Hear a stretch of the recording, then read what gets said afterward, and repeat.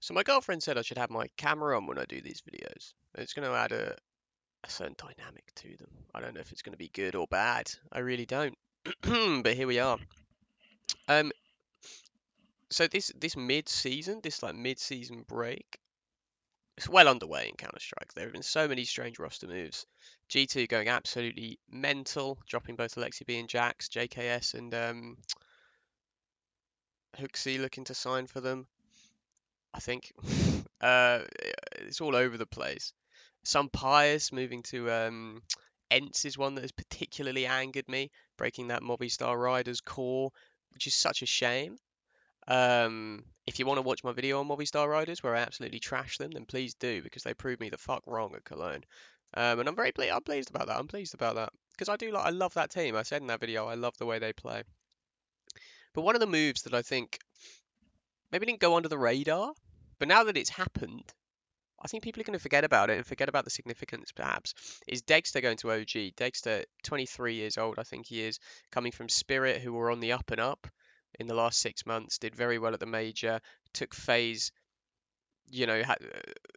took phase the distance in that semi-final, I believe it was. And moving to OG, who have been a team that have slacked, especially when they've just brought in Fiku and Neofrag, who are strange additions in that when they first joined Nexa was kind of like, well, who else are we going to get? There was some strange interviews, strange quotes coming out of interviews from Nexa. But actually, Neofrag's been absolutely phenomenal, especially in this game. Fiku's been pretty solid as well. They've been two for pretty solid riflers for OG.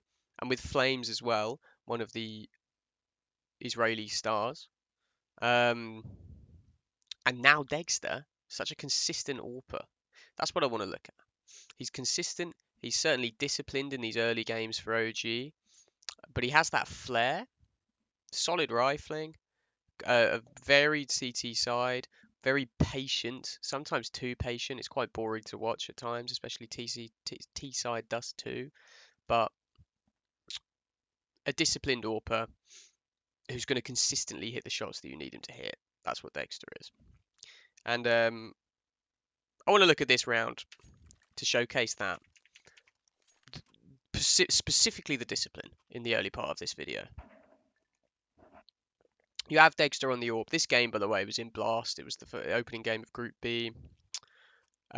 One of degster's first games.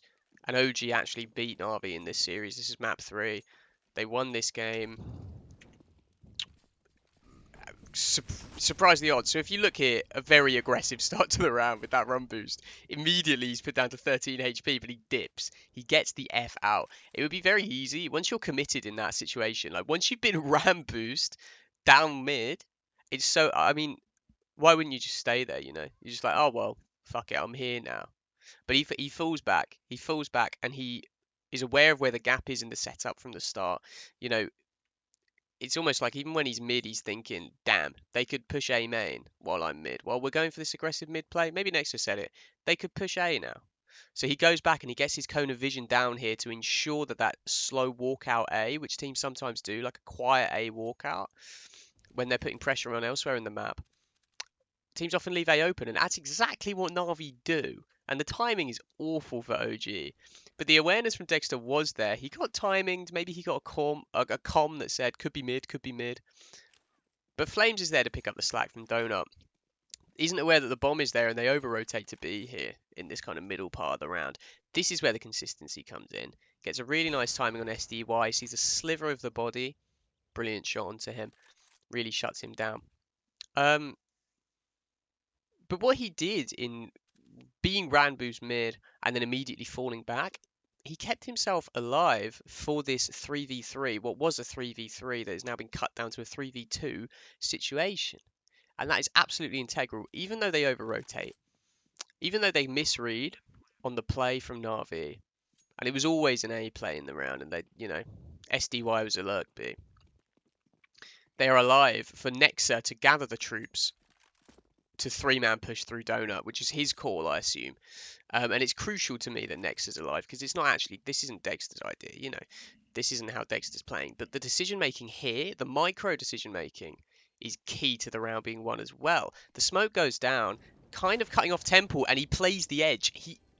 the movement is absolutely, it's actually quite phenomenal from degster to to readjust his aim, to predict simple being there, predict simple peeking at that moment. He actually moves left, aims left, doesn't panic, doesn't get flustered by that smoke that's quite awkward for him on the angle he's holding at temple.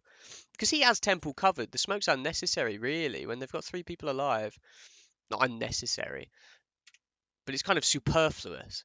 And yet he doesn't get flustered, and he readjusts slightly and takes simple out before he can stop the bomb diffuser, and that wins him the round.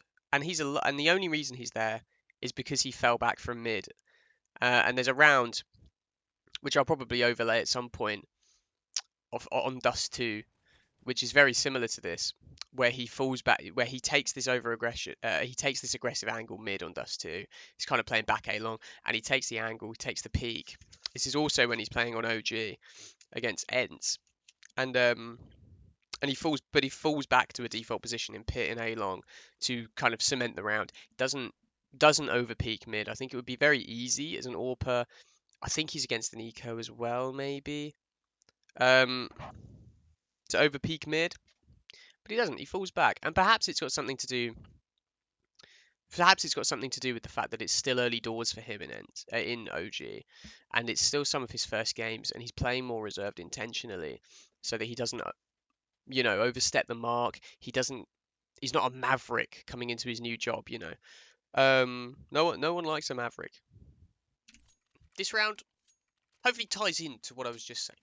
No one likes a maverick, and the thing is, when you're playing on a team that wants you to play a bit more aggressive, you're not a maverick, are you? You're fitting into the team's playstyle. What I want to highlight, when he was CT side Dust 2 on the game I watched against, when he was playing for OG, his average position was somewhere like here. Like most of the time, he was here. And with, sometimes he came down here. They eventually moved him to mid and found a bit more success for him. And I think they will learn that quite soon, because let's watch this round from degster. He gets boosted up to short. This is obviously when he's on Team Spirit. Probably should have explained the context a bit sooner. But he hits that shot against Woxic immediately. So quick. Pushes up. He smokes off suicide. They are only against pistols, but this is even more volatile. You miss your up shot, you get 1D. That push looks so stupid, man. Looks so stupid. He's got Patsy to back him up as well. He's just hit a random smoke orb shot through a smoke, but that's one round where he pushes up against the pistols, takes a lot of aggression, and hits every shot. He lands every shot. There's no missing. He takes the risks he's capable of taking the risks and hitting every shot. It's not like there's something missing from his game on OG. It's more that he's fitting the playstyle that he has to fit. There you go. He takes this aggressive angle long, further pushed up, legs Antares immediately. That's an immediate 84 damage into the round. Xantares is crippled. He's lame. He's like Hephaestus on Olympus. He's lame, man. He's going to fall off, whatever the myth is. And Woxic tries to get down. What are you playing at, son? Quick flick, quick double zoom. He's got time to double zoom, He's that quick at flicking. And then walks up and takes further peeks against the guns. Kills Calyx as well. It's really, really good AWPing. And it's aggressive AWPing. And it's slightly over-aggressive AWPing.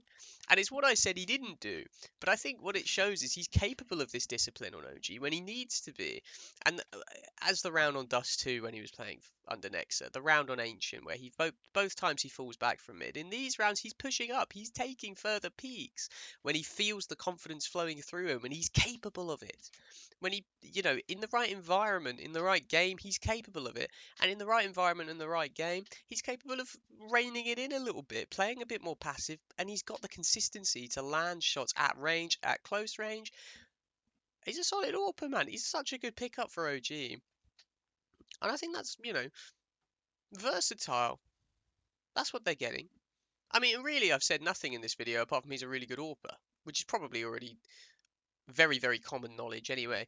I haven't really deep dived because when I watched him, he was just really consistent, especially on the CT side. There was nothing like, or when he was playing for OG, especially on his T sides on Dust 2, all he did was get in pit. He's not really a T side AWPer. He's a very good CT side AWPer, as most AWPers are, really.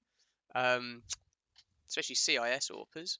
Very good on the CT side, holding angles, hitting the shots. But Dexter's also got that capability for aggression.